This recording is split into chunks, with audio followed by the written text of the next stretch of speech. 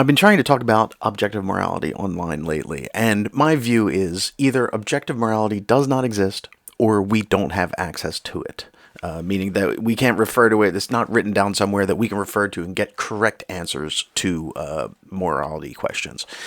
So I was talking to someone online about it, and, you know, I just had difficulty. It's easy to look at this and say that he was being slippery and he was avoiding the questions. But, I think that's an easy trap to fall into. It's just that, as I keep making the point, that people think differently. And that means that, a lot of people think in ways that I don't fully understand. And he sounded like he was speaking in good faith. I completely believe he was trying to have an earnest conversation about this. But, I asked him several times, how do you apply this?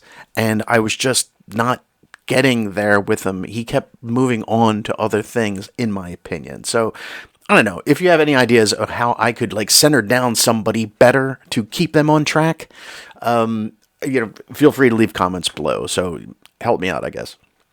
Transition! I think I agree. Okay. If you don't agree with them, that means that morals are subjective and they're meaningless. It doesn't mean they're meaningless. It does mean they're subjective. Because Well, it means that you have to apply meaning into them yourself, right? or as a group or as a civilization, yeah. So you must appeal to consensus and you must appeal to yourself, which makes it arbitrary, which makes it meaningless. I wouldn't say it's arbitrary and meaningless. I'd say it's a negotiation, like everything is. You can negotiate. You and me can negotiate on, hey, these are the right and wrong things, and I will say yes. But my truth is rooted that is quote unquote right, quote unquote wrong. Yours would be based on yourself. So mine wouldn't be based on myself. So that means that you would be able to find objectively correct answers to morality. Not necessarily. I'm not making that claim. I'm making the claim that I believe that there is an objective good and an objective bad. Well, I still may be wrong on specific claims of morality where that can, be determined on whether my subjective view on that situation is right or wrong. I'm not making that claim, though. I'm making the claim that there is a good and there is a wrong. You say, I forget if I said this already when we were talking, but what I typically say about, I did say it, but so let me repeat it. I think that either there is no objective morality or we don't have access to it. So, for an objective morality could exist. I'm agnostic on this, really. Fine. If it exists, fine. I don't think we have access to it.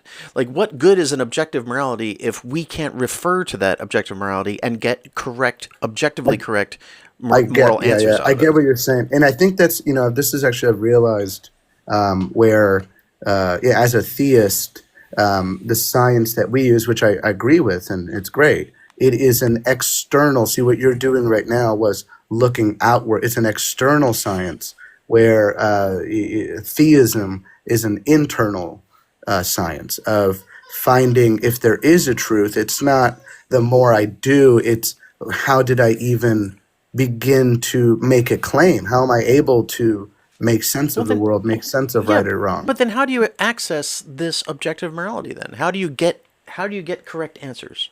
Well, that's the thing is even if you don't accept objective morality or even if you don't accept logic, you must presuppose it. You must presuppose that you are a self. You must presuppose that the laws of logic work. I don't think any of that. You must act like it. I don't think you're answering my question. How do you get, if you have a question of morality, is objective morality understandable, attainable? Are you able to take some question of morality and then come out with what the correct answer is through some process? I wouldn't be the arbiter of what is right or wrong. I would just know that there is. Well, so right. if I'm coming on the I don't know. Sure. But I'm trying to find the practical effect of that. Yes, as I say, either it doesn't exist or we can't access it. So at the moment, it sounds like you're agreeing with me on my statement. Just kind of, I acknowledge it. Well, that's the thing. That's where it's different. Is you and me might have morals that would be 99% agreeing. You would say, So that's the difference, is that we would agree, but mine would be rooted, and I believe the truth. I believe there is truth in right or wrong. That's the difference. Great. I am presupposing there is a truth. So how do you so of that for that to be of any use? How do you access it? How do I access truth? No, well, I how do acknowledge you it. how do you It's an acknowledgement. It's not a claim. It's an acknowledgement. Well, It's so, an but the thing is, acknowledgement then of all you're truth. telling me is this objective truth exists, and this isn't of use to Yes. me if we can't make valid moral judgments based on what that objective truth Well, what is. I would say is, if I mean, we have to start at zero before we get to 20, right? I make the acknowledgement that there is truth, and what I would argue is, how does somebody make a moral claim at level 20 when their foundation is subjective and based on either themselves, which is Yeah, but arbitrary, this is the or point that based you're on making. others, I which is mean, but arbitrary? you're saying, I mean, but it sounds like this objective morality might as well be written down on a book on Venus for all the good it does us. You're describing to me an objective truth that might exist someplace, but you're not telling me like how you would use the knowledge of that objective morality to be able to Well, apply it to life. that's where theism, that's the whole concept of theism, is aligning yourself to, as a theist. And again, we don't even have to get specific into it. It's that God is truth, quote unquote, I'm the asking you to get ultimate good. specific about it.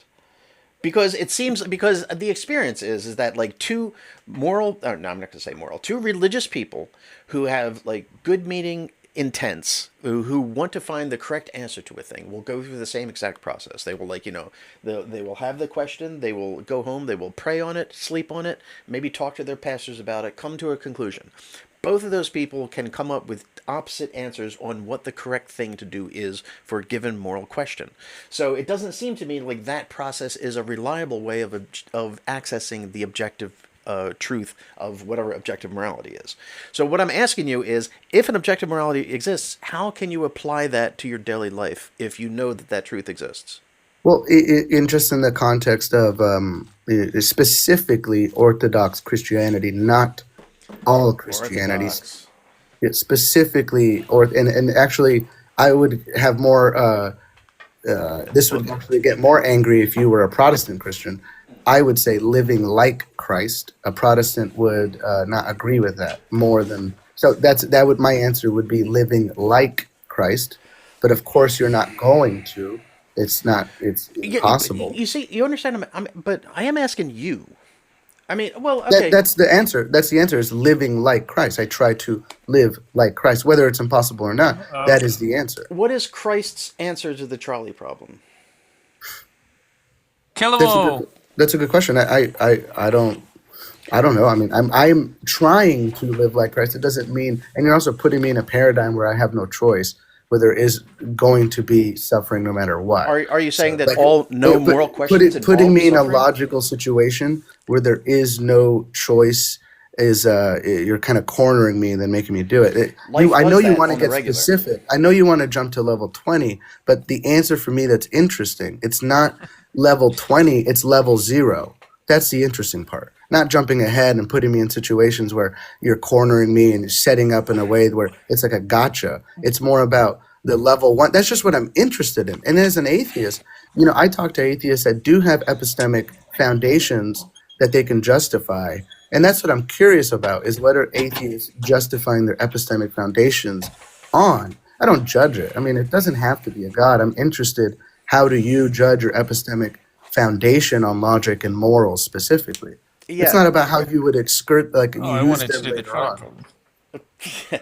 yeah, I know. It doesn't surprise me that the issue of difficult to resolve moral questions is something that doesn't interest you when you take the point that objective morality exists. Because if you take that point, then it is very uncomfortable to look at difficult moral Well, choices. I wouldn't. No, I wouldn't say that either one of them is necessarily a morally evil or wrong, because you're put in a position that, unless I was the one that put them there, then I'm the one doing the wrong thing.